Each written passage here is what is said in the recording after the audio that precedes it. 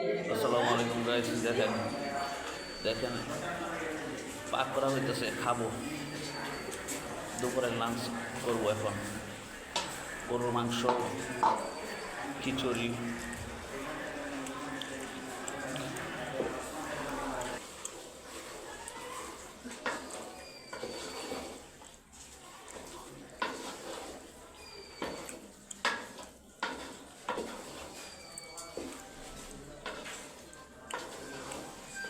আমি বললে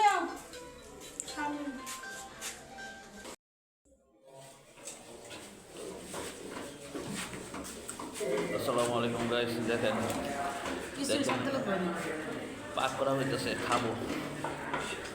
দুপুরের লাঞ্চ করবো এখন। গরুর মাংস, খিচুড়ি।